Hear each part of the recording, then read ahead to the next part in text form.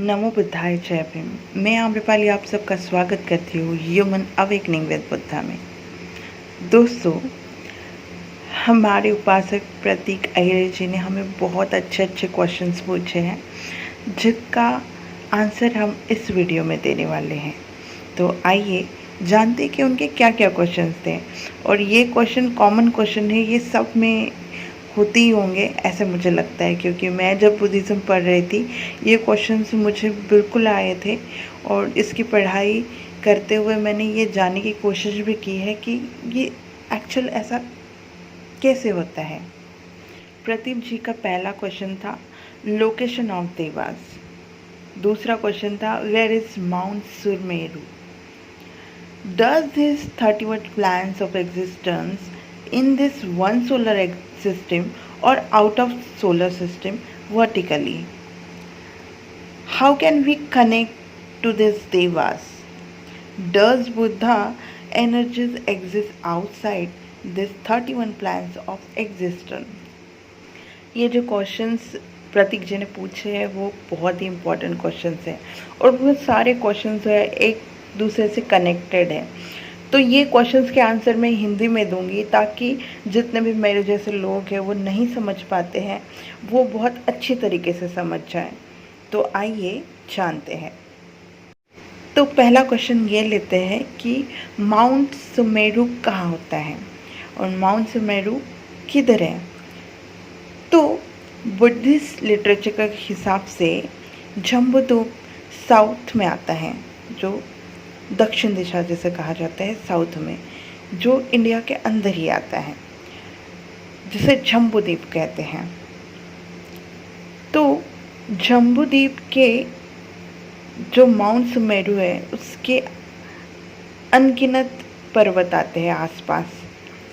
तो उसमें से 4 जो है मेन पर्वत आते हैं, जिसमें पूर्व दिशा में जो है मद्रजल पर्वत है, पश्चिम दिशा में है सुपर्श पर्वत है, दक्षिण दिशा में कैलाश पर्वत है और उत्तर दिशा में मुकुंद पर्वत है। और इन पर्वतों का बहुत वैशिष्ट भी है, क्योंकि कहा जाता है कि ये जो जम्बूद्वीप के मेरू के पास जो 4 पर्वत हैं वहाँ पे देवताएं रहते हैं। तो ईस्ट में जो है धृतराष्ट्र राजा गंधर्व सेना जिनकी है वो रहते हैं। तो पश्चिम दिशा में जो है विरूपाक्ष राजा जिनकी नाग सेना है वो रहते हैं। दक्षिण में जो है साउथ में वहाँ पे विरुल्लक राजा रहते हैं जो कुमंड सेना को रिप्रेजेंट करते हैं। और उत्तर दिशा में जो है कुबेर राजा वैश्यवर्ण जिसे कहते हैं, यक्ष सेना जिनकी है वो रहते हैं। और इन चारों माउंटेन्स में अपनी अपनी एक प्रभा है। जैसे कि जहाँ पे वेस्ट में जो पश्चिम दिशा कहते हैं वहाँ पे आप कभी जाए देखे तो वहाँ पे रूबी फेस नज़र आता है, मतलब उतना रूबी जैसा शाइन होता है, रेडनेस जिसे बोलते हैं ना वैसे। फिर कैलाश पर्वत की तरफ जाए तो आपको एक जिसे निके पत्थर कहते हैं, मेटामॉर्फिक रॉक्स जिसे बोलते हैं, जो चमकता है वैसे उसकी आभा नज़र आती है। और उत्तर दिशा में जो कुबेर राजा जहाँ पे रहते हैं वहाँ पे जो है गोल्ड फेस नज़र आता है, मतलब गोल्डन, वो पर्वत की आभा जो होती है वो गोल्डन होती है। और ईस्ट में जो जहाँ पे धृतराष्ट्र राजा रहते हैं वहाँ की जो फेसिंग होती है, वहाँ का जो पर्वत होता है वो क्रिस्टल क्लियर नज़र आता है। तो इस प्रकार ये पर्वत होते हैं। तो सुमेरु पर्वत है वो सबसे बड़ा पर्वत है। और बुद्धिस्ट साइकोलॉजी के अनुसार और बुद्धिस्ट लिटरेचर के अनुसार मेरू पर्वत ये 84 लीग्स बड़ा है। इतना बड़ा है कि उसको मापना भी असंभव है। तो इस प्रकार बुद्धिस्ट लिटरेचर के हिसाब से माउंट मेरी वहीं पे है जहाँ पे अभी रिसेंटली जो रिसर्च कर रहे हैं वहाँ पे भी वो बताते हैं कि माउंट मेरू यहाँ पे हो सकता है, तो वहीं पे माउंट मेरू है। भगवान बुद्ध कहते हैं, जहाँ रम्य उत्तर कुरु सुदर्शन महामेरु है, वहाँ लोग अपरिग्रह के कारण समाज में जाते हैं। वे हल नहीं चलाते, वे बीज नहीं बोते, लोगों के खाने के लिए भूसी चावल की फसल नहीं लेते हैं। वे शुद्ध सुगंधित चावल की उपज लेते हैं और इसे लकड़ी और टुकड़ों से पकाते हैं। एक खुर वाले मतलब एक पैर वाली गाय सभी दिशाओं में चलती है और साथ ही एक पैर वाले जानवर दिशाओं में नेतृत्व करते हैं। वे सभी दिशाओं में महिलाओं को वाहन बना के चलाते हैं। सभी दिशाओं में पुरुषों को वाहन द्वारा जाते हैं। कुमारी का वाहन सभी दिशा में जाते हैं, कुमार का वाहन भी सभी दिशा में जाते हैं। वे अपने राज्यों में सभी दिशाओं में यात्रा करते हैं। हाथियों और घोड़ों के दिव्य रथों को वो प्रस्तुत करते हैं। यशस्वी महाराजा और शिबिका के महलों और उनके शहर को अंतरिक्ष में मापा जाता है, जैसे आटा नाटा, कुसीनाटा, परिकुसीनाटा, नाटपुरिसा, परकुसीनाटा, उत्तर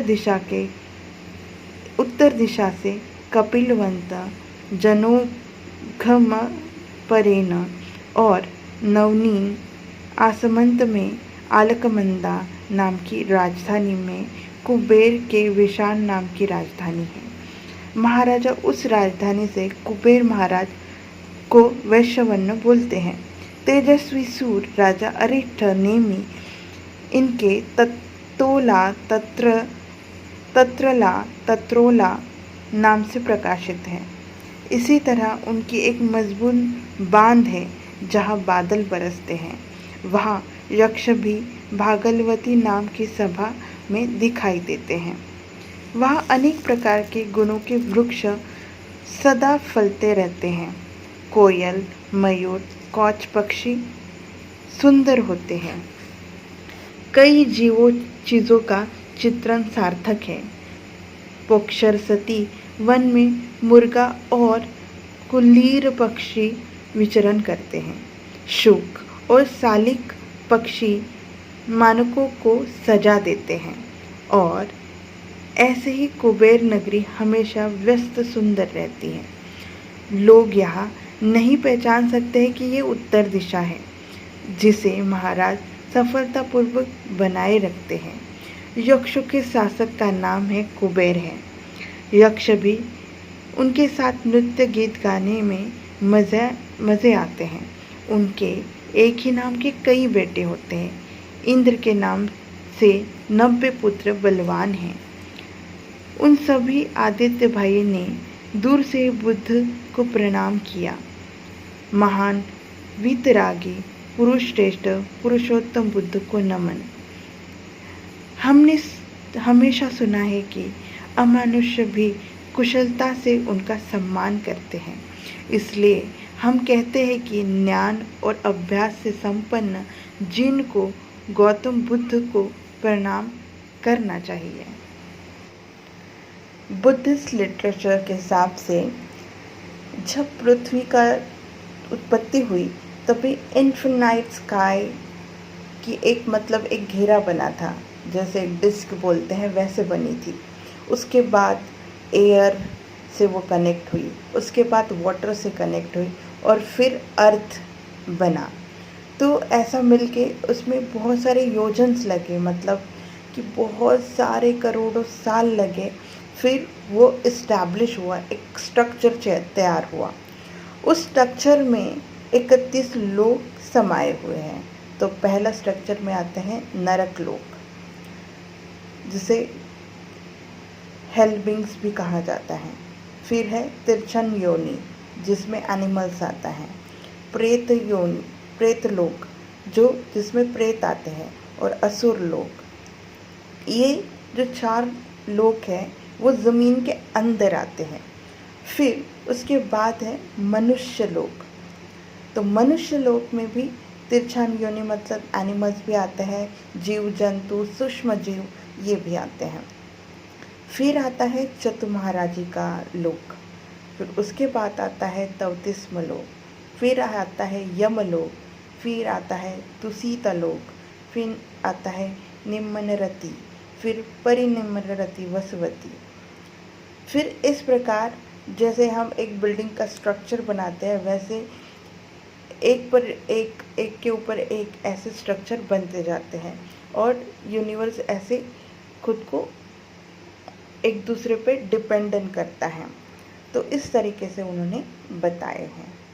बुद्धिज़्म में काल चक्र को रिप्रेजेंट करता है 31 लोगों को, जिसमें एक मंडल बनाया जाता है जो रिप्रेजेंट करता है सारे जितने भी देव लोक है, मनुष्य लोक है, प्रेत लोक है, हेल, हेवन, सबको वो डिफाइन करता है। और उसमें पर्टिकुलर वो मंडला बनाया जाता है और उसको फिर बाद में डिस्ट्रॉय भी किया जाता है। तो ये बहुत अच्छा रिप्रेजेंटेशन वहाँ पे होता है, अभी भी टिबेट में होता है ये। तो इसमें भी बहुत अच्छी तरीके से उन्होंने बताया है कि किस प्रकार वहाँ पे माउंटेन्स दिखाए जाते हैं, प्राणी दिखाए जाते हैं और कलर भी इतनी ओरिजिनल कलर्स उसमें यूज़ किए जाते हैं और वो मंडला बनाया जाता है और वो रेत से बनाया जाता है और फिर उसको डिस्ट्रॉय भी किया जाता है। तो बहुत अच्छा रिप्रेजेंटेशन वहाँ पे होता है और ये सारी डिटेल्स बहुत बारीक बारीक डिटेल्स फिर वहाँ पे बताई जाती हैं। देवताएं कहाँ रहते हैं अगर हमें ये जानना है तो पहले 31 लोगों को जानना बहुत ज़रूरी है। 31 लोग कैसे हैं और कहाँ वो एग्जिस्ट करते हैं, देवताएं कहाँ रहते हैं, तो इस बारे में भी जानकारी फिर हो जाएगी और फिर उनसे हम कनेक्ट कैसे कर पाएंगे इसका भी मैं इंफॉर्मेशन आपको इस वीडियो में देने वाली हूँ। 31 लोगों को हम बहुत ही सिंपल तरीके से जानेंगे। तो आप ऐसा समझिए कि जैसे हम एक फ्लैट सिस्टम बना रहे हैं, तो फ्लैट सिस्टम में जो 4 फ्लोर है वो ज़मीन के अंदर हम बना रहे हैं और बाकी के जो फ्लोर्स है ज़मीन के बाहर बना रहे हैं। तो ज़मीन के अंदर जो फ्लैट सिस्टम हम बना रहे हैं, 4 फ्लोर बना रहे हैं, वो पहला फ्लोर है निरय लोक, दूसरा है तिरछन योनि लोक, तीसरा है प्रेत लोक और चौथा है असुर लोक। ये जो 4 लोक है उसे अपाय लोक भी कहा जाता है क्योंकि यहाँ पे वो सत्व जन्म लेते हैं जो अज्ञानी होते हैं, जिनका बिहेवियर भी बहुत बुरा होता है, जिन्होंने अपने पेरेंट्स को मारा है, मर्डर किया हुआ है, तो हिंसा की हुई है, ऐसे लोग इस 4 इसमें आते हैं। ठीक है, फिर इसके बाद जो है फ्लोर स्टार्ट होता है हमारा मनुष्य लोक। तो फिर मनुष्य लोक जो है वो ज़मीन के ऊपर है। फिर उसके बाद है चतु महाराजी का देवलोक, जहाँ पे जो मैंने बताया था 4 जो माउंटेन्स हैं जहाँ पे 4 राजाएं रहते हैं, वो माउंटेन्स, वो राजाएं। फिर है तवतिस्म देव, फिर है यम देवलोक, फिर है तुसित देवलोक, फिर है निम्नरति, फिर है परिनिम्नरति, फिर ब्रह्म परिसज्ज देवलोक, फिर है ब्रह्म पुरोहित देवलोक, फिर है महाब्रह्मालोक, फिर है परित भव देवलोक, फिर है अपमन्न देवलोक, फिर है अबस्सर देव, फिर है परित शुभ देव, फिर है अपन मन शुभ देव, फिर है शुभकिन्न देव, फिर है वेह फल देव, फिर है असन्न सत्त देवलोक, फिर है अवीह देवलोक, फिर है अत्तप देवलोक, सुदस्य देवलोक, सुदस्य देवलोक और अकनिष्ठ देवलोक। तो उसके बाद जो है अरूप लोक आते हैं, आकाशन च यंतन पग देवलोक, विज्ञानन च पग देवलोक, फिर आता है अकिंचनायतन पग देवलोक, फिर है देवसन्न नसन्न यतन पग देवलोक। तो इस प्रकार 31 लोक आते हैं। अब हम 31 लोक में जितने भी लोक हैं उसको डिटेल से जानेंगे। तो पहला जो लोक है निरय लोक, जिसे हेल वर्ल्ड कहा जाता है। इस लोक में ऐसे लोग उत्पन्न होते हैं जो अज्ञानी होते हैं, जिनको कोई जानकारी नहीं होती है। वो 10 प्रकार के पाप कर्म करते हैं, और इतना ही नहीं तो वो अपने माता पिता का मर्डर भी करते हैं, बुद्ध को इंजोर करने की कोशिश करते हैं, संघ में भेद करने की कोशिश करते हैं, और ये जो है वो ज़मीन के अंदर होते हैं। तो हेल में भी जो है 8 प्रकार के कोल्ड हेल होते हैं और 8 प्रकार के अग्नि वाले हेल होते हैं। तो ऐसे निरय लोग होते हैं, जिसमें और भी डीपली हम जानेंगे, पर अभी नहीं। फिर दूसरा लोक आता है तिरछन योनि लोक, जिसमें एनिमल्स आते हैं, जिसे नॉन ह्यूमन कहा जाता है। इसमें इंसेक्ट, फिश, बर्ड्स, वर्म्स, ऐसे जीव जंतु आते हैं। तो ये जीव जंतु मतलब इसमें भी कोई अगर घोड़ा या फिर गाय जिसको अच्छी प्रोटेक्शन मिलती है, तो वो इसी कारण मिलती है कि किसी जन्म में उन्होंने भिक्षुणियों को दान दिया हो या उनके प्रति एक मैत्रीपूर्ण व्यवहार किया हो। तो वो ऑर्नामेंट वाले जो प्राणी होते हैं, जैसे कि गाय होते हैं, उनको गले में घुंघरू लगाए जाते हैं या डेकोरेट किया जाता है और अच्छे तरीके से उनको रखा जाता है। ऐसे प्राणी भी फिर उसमें शामिल होते हैं। फिर तीसरा लोक आता है प्रेत लोक, हंग्री गोस्ट लोक। इसमें जो सत्व आते हैं वो बहुत ही ज़्यादा ग्रीडी होते हैं, सेंसुअल फुलफिलमेंट को पाने वाले लोग होते हैं, और उनके जो है हमेशा रॉन्ग व्यूज़ होते हैं। इतना ही नहीं तो वो 10 पाप कर्म करते रहते हैं, इसलिए वो प्रेत लोक में उत्पन्न होते हैं। चौथा लोक आता है असुर लोक। तो असुर लोक है वो ये तीनों से बेटर है, निरय लोक, तिरछन लोक और प्रेत लोक से ये बेटर रहता है, क्योंकि यहाँ पे वही सत्व आते हैं जो 10 पाप कर्म करते हैं।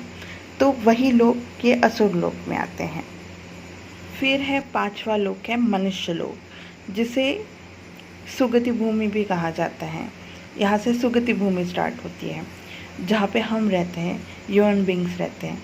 और यहाँ पे ये भूमि इतनी महत्वपूर्ण इसलिए होती है कि यहाँ पे पूरी गुंजाइश होती है हमारी डेवलपमेंट की। शील और विजडम का प्रज्ञा हम इससे पा सकते हैं, और कुछ नहीं तो श्रोतापन्न अवस्था तक तो हम पहुंच ही सकते हैं, जिसमें हमारे सिर्फ और सिर्फ 7 ही जन्म होते हैं, और 7 जन्म में उसमें भी मनुष्य जन्म या देवलोक इसमें हम जाते हैं। तो ये निश्चित होता है। तो ये वो भूमि है। फिर आते हैं चतुर्मार्य जी का देवलोक। इस देवलोक में 4 महाराजा आते हैं, धृतराष्ट्र राजा, विरूपक्ष राजा, फिर उसके बाद आता है कुबेर राजा और विरुल्लक राजा। तो ये 4 राजाएं हैं, इनकी बहुत बड़ी सेनाएं होती हैं।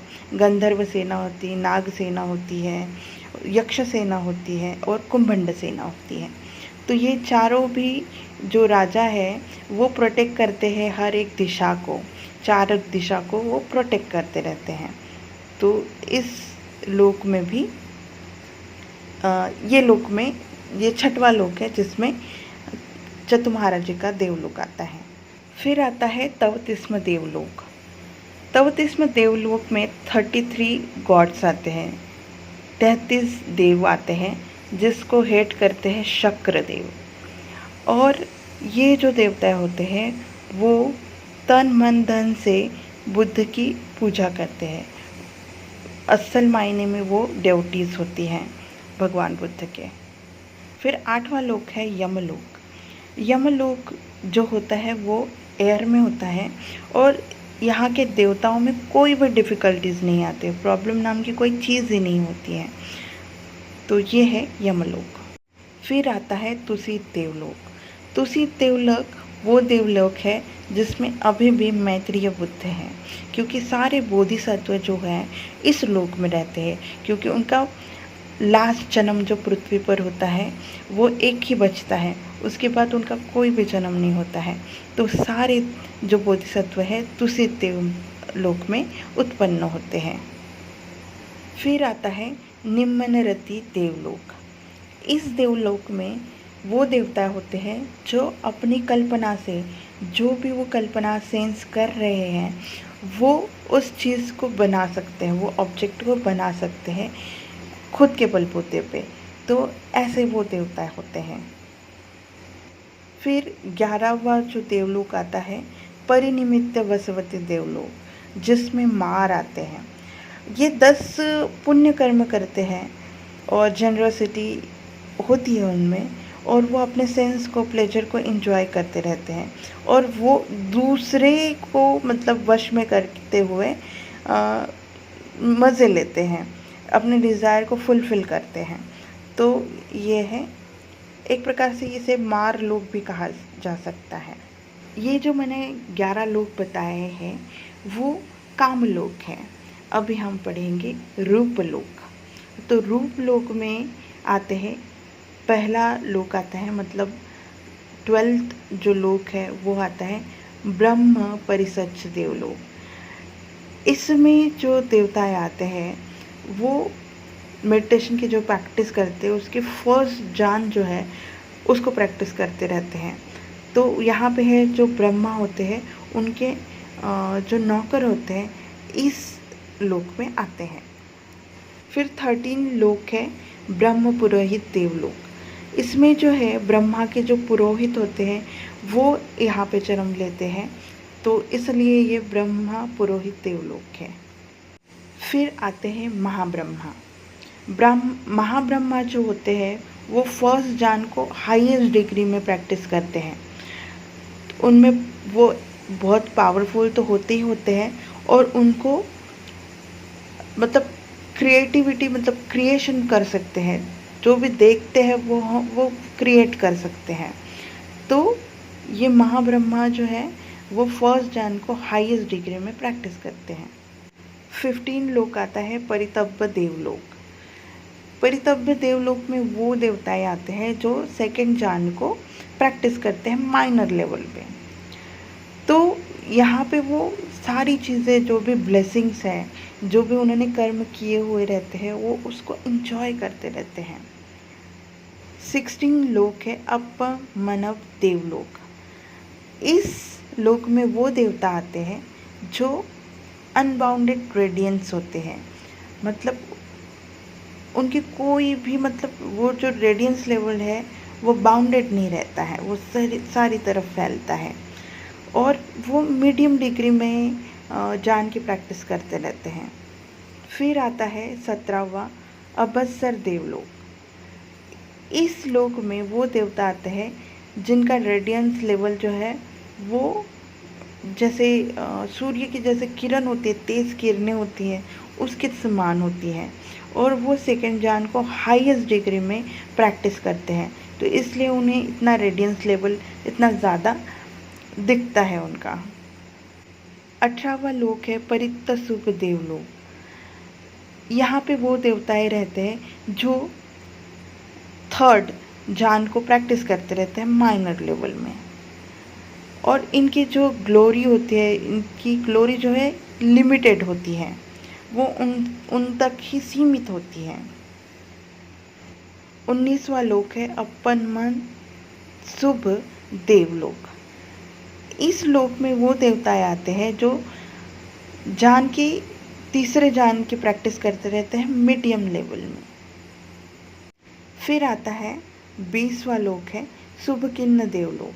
इसमें जो देवता आते हैं वो भी थर्ड जान की प्रैक्टिस करते हैं, पर वो हाईएस्ट डिग्री में करते हैं, इसलिए वो इस लोक में उत्पन्न होते हैं। 21 लोक है वेहफल देवलोक। इसमें जो है तीसरे जान की प्रैक्टिस होती है हाईएस्ट लेवल पे, तो इसलिए वो जितने भी उन्होंने कर्म किए होते हैं उसके फल को वो एंजॉय करते रहते हैं। 22nd लोक है असन्न सत्य लोक। इसमें जो देवता आते हैं वो अनकॉन्शियस होते हैं, क्योंकि उनकी सिर्फ बॉडी होती है, प्रेजेंस नहीं होता है, मतलब माइंड नहीं होता है, इसलिए उसे कहा जाता है अनकॉन्शियस बीइंग्स, असन्न सत्य। अभी जो 5 लोग आएंगे उसे शुद्धावास भूमि भी कहा जाता है, जिसमें अनागामी और अरहंत लोग उत्पन्न होते हैं। तो 23rd लोक है अवीह देवलोक, फिर है अत्तप देवलोक, फिर है सुदस्य देवलोक, फिर है सुदस्ती देवलोक और फिर है 27 अकनिष्ठ देवलोक। इसके बाद आता है अरूप लोक, इमटेरियल वर्ल्ड। तो 28वां लोक आता है आकाशन चयतन पग देवलोक। इन्फिनाइट स्पेस इसमें होता है, किसी भी प्रकार की बॉडी नहीं होती है और इसे फर्स्ट फॉर्मलेस जान भी कहा जाता है और कोई कोई इसे जो है 5वां ध्यान भी कहते हैं। 29th लोक है विज्ञानंच यतन पग देवलोक। इसमें इन्फिनाइट कॉन्शियसनेस होता है। 30वां लोक है आकिंचनायतन पग देवलोक, जिसमें कुछ भी शेष नहीं रहता है, जिसमें नथिंगनेस जिसे कहा जाता है वो होता है। 31वां लोक है नेवसन्न न सन्न यतन पग देवलोक, मतलब neither perception nor not perception, मतलब इसमें कोई भी फिजिकल बॉडी नहीं होती है, इसलिए वो धम्मों को भी नहीं सुन सकते हैं। तो इसलिए ये नेवसन्न न सन्न यतन पग देवलोक है। जैसे कि मैंने 31 लोक के बारे में बताया है, वैसे ही उसकी प्रैक्टिस करनी पड़ती है। ये सारी अवस्थाएं हैं, मतलब हमें मेडिटेशन करना पड़ता है। मेडिटेशन में एक पड़ाव से दूसरे पड़ाव, दूसरे पड़ाव से तीसरे पड़ाव में जाना पड़ता है और जितने भी जान हैं उसको क्रॉस करते हुए हम जिस अवस्था में पहुंचते हैं उस अवस्था में हम उन चीज़ों को देखने में समर्थ होते हैं। तो इसलिए अगर आपको ये सारी चीज़ें अगर देखनी है तो आपको मेडिटेशन इतना स्ट्रॉन्ग करना पड़ेगा कि ये सारी चीज़ें आपको समझ सके और इस चीज़ को आप रियलाइज़ कर सके और एक्सपीरियंस कर सकें। तो इसलिए आप बहुत ज़्यादा हाईली क्वालिफाइड मेडिटेटर होना बहुत ज़रूरी है। तो आज से ही आप मेडिटेशन करना स्टार्ट कीजिए। और सिर्फ मेडिटेशन करना ही नहीं है, तो उसके साथ साथ कर्म भी अच्छे करना है, पुण्य का संचय करते रहना है और जो 10 पाप कर्म करने हैं वो छोड़ने होंगे आपको और 10 पुण्य कर्म करने होंगे और जितनी भी बुद्धिज़्म है उसको समझना पड़ेगा, उसको अंडरस्टैंड करना पड़ेगा और उसकी प्रैक्टिस करनी पड़ेगी। और प्रैक्टिस के अलावा कोई भी ऐसा उपाय नहीं है जो आप कनेक्ट कर पाए एक दूसरे से। तो आपको अगर देवताओं से कनेक्ट भी करना है तो आपको हायर स्टडी करनी पड़ेगी। मेडिटेशन में तो अच्छा होना ही पड़ेगा, पर आपको खुद को भी अच्छा होना पड़ेगा, आउटर और इंटरनल दोनों तरीके से। 31 जो लोग हैं वो अपने एक सोलर सिस्टम में होते हैं या नहीं, इस बारे में जो क्वेश्चन था, तो इसका आंसर है कि यस, 31 जो लोग हैं वो 1 सोलर सिस्टम में ही होते हैं। और एक चक्रवाल में, जो चक्रवाल जैसे सोलर सिस्टम या एक पूरा सोलर सिस्टम जो जिसे बोलते हैं वो एक उसे चक्रवाल कहते हैं। तो वो चक्रवाल में जो है 31 लोक आते हैं, जो मैंने आपको पहले ही एक्सप्लेन कर दिए हैं। और इस लोक में एक ही बुद्ध का जन्म होता है।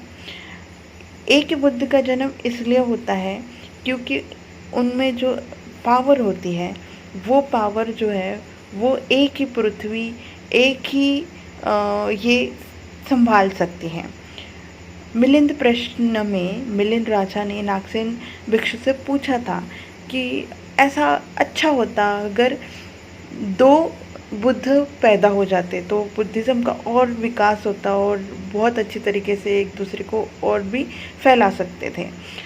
तब जो है नागसेन बनते कहते हैं कि अगर एक सोलर सिस्टम में अगर 2 बुद्ध पैदा हो गए तो पृथ्वी डोल जाएगी, कांपने लगेगी, क्योंकि उनका जो ये भार है वो नहीं संभाल सकती है।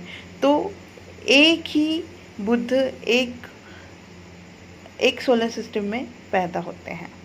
नेक्स्ट आपका क्वेश्चन था कि बुद्ध की जो एनर्जीज है वो 31 लोक के पार भी जा सकती है या वहाँ तक ये सीमित रहती है। तो त्रिसहस्त्र महासहस्त्र लोक धातु, जैसे कि एक चक्रवाल में 31 लोक होते हैं, ऐसे बहुत सारे चक्रवाल हैं। वो सारे चक्रवालों को मिला के त्रिसहस्त्र महासहस्त्र लोक धातु अगर मिल भी जाते हैं, मतलब 3000 ग्रेट 1000 वर्ल्ड सिस्टम भी एक साथ अगर आ जाता है तो वो सिस्टम वर्ल्ड सिस्टम है भगवान बुद्ध के बाल के जो टोक जो जिसे बोलते हैं उसके उसमें समा सकता है।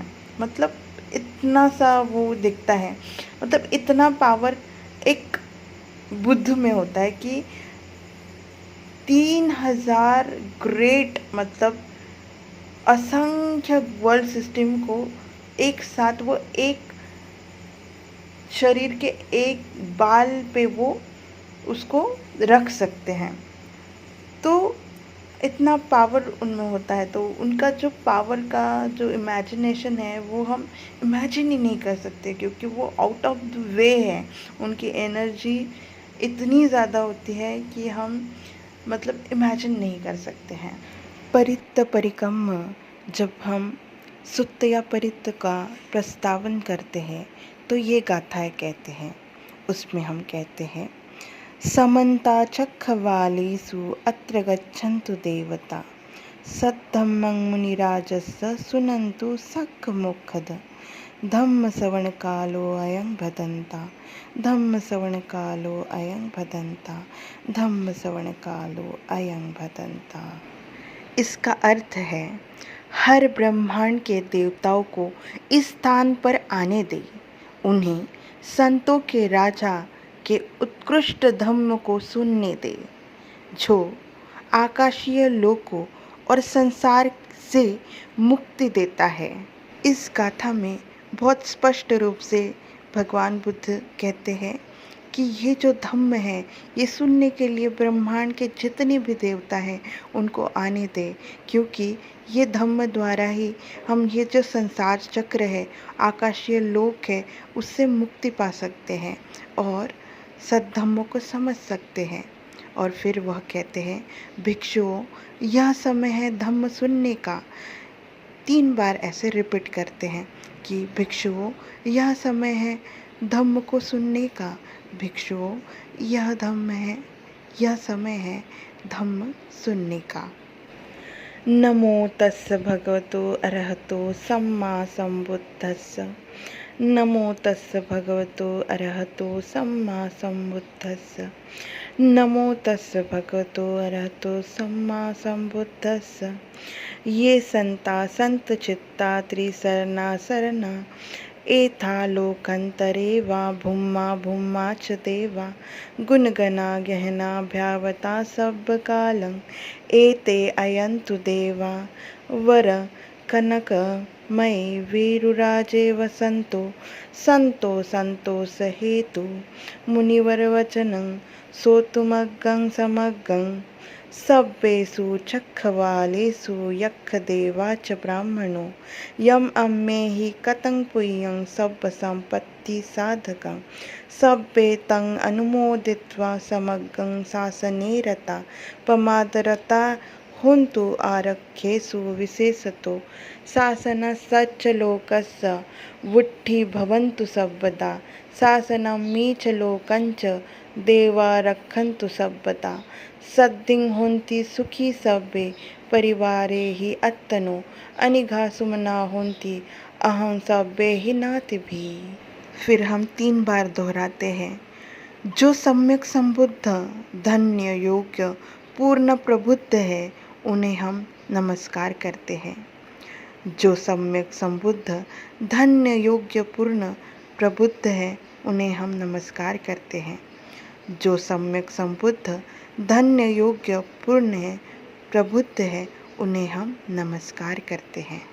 फिर आगे की गाथा में कहा गया है, जो देवता पृथ्वी पर रहते हैं और जो आकाश में, इस ब्रह्मांड में और अन्य ब्रह्मांड में रहते हैं, जो अच्छे दिल वाले हैं और उनके मन शांत है, जिनके पास शरण रूपी 3 शरण हैं, बुद्ध, धम्म और संघ, और जो सोने से बने मेरु पर्वत की चोटी पर निवास करने वाले देवताओं के राजा, और जो एक सज्जन व्यक्ति है, हमेशा कई गुणों को प्राप्त करने का प्रयास करते हैं। इन सभी देवताओं को परम संत भगवंत के वचन सुनने के लिए आने दे, जो सबसे अच्छे हैं और खुशी के स्रोत हैं। इस गाथा से आपको समझ ही आता है कि सभी देवता जहाँ पे भी रहते हैं, उन्हें आमंत्रित किया गया है कि वो धम्म को सुने, और धम्म को सुनते हुए वो भी बुद्धत्व की ओर बढ़े। और उन्हें उनकी तारीफ भी की गई है कि वो एक सज्जन व्यक्ति है। सज्जन व्यक्ति होने के साथ साथ कई गुणों से युक्त है। तो ऐसे देवताओं को धम्म सुनने के लिए आने दे। आगे गाथा में कहा गया है, सभी यक्षों, देवताओं और ब्रह्माओं को सभी में रहने दे, मतलब वो भी आए। ब्रह्मांड हमारे द्वारा किए गए पुण्य से प्रसन्न होते हैं, जो समृद्धि लाते हैं। उन्हें विशेष रूप से एक समान और शासन बुद्ध की व्यवस्था के प्रति समर्पित रहने दे, और दुनिया की रक्षा करने में लापरवाही न हो। ब्रह्मांड, जिसे हम यूनिवर्स कहते हैं, तो भगवान बुद्ध कहते हैं कि यूनिवर्स में जो हम पुण्य कर्म करते हैं, उससे सारे ब्रह्मांड के जितने भी लोग हैं वो प्रसन्न होते हैं, और उससे समृद्धि आती है हमारे यहाँ। और बुद्ध शासन की जो व्यवस्था है वो अच्छी तरीके से होती है। तो ये सारे कार्य जो है देवताएं, यक्ष और ब्राह्मणों द्वारा होती रहती है। तो ये जो दुनिया की वो रक्षा करते रहते, उसमें लापरवाही कभी भी नहीं आने देते हैं, तो ना लाने दे कभी, ऐसे वो कहते हैं। फिर भगवान बुद्ध कहते हैं, हर समय शासन और दुनिया का विकास हो सकता है। देवता सदैव शासन और विश्व की रक्षा करे। सभी प्राणी अपने सगे संबंधी सहित सुखी हो, दुख से मुक्त हो और खुश हो। ये दोनों भी उद्देश्य देवताओं और मनुष्य के लिए भगवान बुद्ध ने कहा है। वो बोल रहे हैं, यूनिवर्स में हम जो भी कर्म कर रहे हैं, पुण्य कर्म कर रहे हैं, उनका संचय होने से सब में समृद्धि आ रही है, सब खुशहाल हो रहे हैं, सब सुखी हो रहे हैं। और हम जब दूसरे के प्रति, अपने प्रति सुख की भावना कर रहे हैं, सुखी हो कह रहे हैं, दुख से मुक्त होने की अपेक्षा कर रहे हैं, तो सब कुछ बहुत अच्छी तरीके से सुखी हो रहा है। और देवता हमेशा ऐसे ही शासन और विश्व की रक्षा जो है करते रहेंगे। राजतो वा चोरतो वा मनुष्यतो वा अमनुष्यतो वा अज्ञितो वा उदकतो वा पिशाचतो वा खनुकतो वा कंठकतो वा नत्थकतो वा जनपद रोगतो वा असधम्मतो वा असंडितो वा असपुरिसतो वा छंड हत्ती अस मीग गोन कुकुर अहिविचिका मनीसप्पा दीपी अच्छ तिरच्छ सुकर महिषा यक्ष रक्षसादी नान भयतो वा नान रोगतो वा नान उपद्रतो वा अरखम गहन्तु। इसका अर्थ है, वे दुष्ट राजाओं, चोरों, मनुष्य, अमनुष्य, अग्नि, जल, भूतों, वृक्षों की ठूठों, कांटों, नक्षत्रों, महामारियों, झूठ शिक्षाओं, झूठे विचारों को, बुरे लोगों को, जंगली हाथियों को, घोड़े से प्राणी की रक्षा करे। हिरन, बैल, कुत्ते, सांप, बिच्छू, पानी के सांप, तेंदुए, भालू, लकड़बग्गा, सुअर, भैंस, यक्ष, रक्षा और विभिन्न खतरों और बीमारियों से और आपदाओं से हमारी रक्षा करे। मतलब ये सारी चीज़ें जो है वो देवता करते रहते हैं, तो भगवान बुद्ध कहते हैं कि ये हमेशा करते रहे और निरंतर ये पृथ्वी को, इस ब्रह्मांड को ऐसे सुरक्षा मिलती रहे। इस सूत्र का महत्व इसलिए भी ज़्यादा है क्योंकि जब भी हम पूजा करते हैं या सूत्र पढ़ते हैं तो आप आह्वान कीजिए देवताओं को, ताकि वो आए और उनका भी पुण्य का संचय हो। और हम सब जो है वो पारमिता पूर्ण कर रहे हैं हर जीवन में, तो अपना जो पुण्य है सबके साथ समान रूप से वितरण करें और उनको आह्वान करते हुए आप बुला भी सकते हो।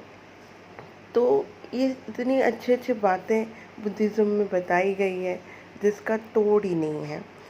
ऐसे वीडियो मैं आपके लिए बनाती रहूँगी और ऐसे ही क्वेश्चंस आप मुझसे पूछते रहें ताकि मैं और अच्छे तरीके से आपको बुद्धिज़्म को एक्सप्लेन कर सकूं। आपको मेरा ये वीडियो कैसा लगा प्लीज़ लाइक, सब्सक्राइब और कमेंट करके ज़रूर भेजें। धन्यवाद। जय भीम, नमो बुद्धाय।